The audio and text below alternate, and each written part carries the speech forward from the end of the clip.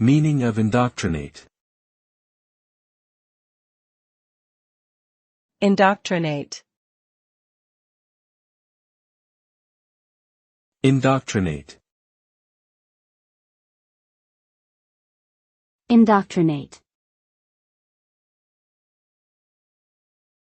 Indoctrinate.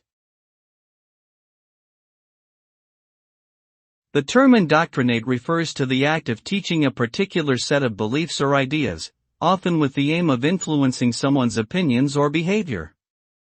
It generally involves a one-sided approach to education, where the information presented is meant to support a particular ideology, viewpoint, or agenda.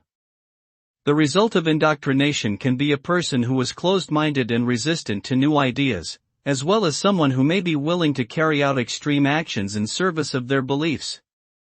It can also lead to polarization and conflict in society.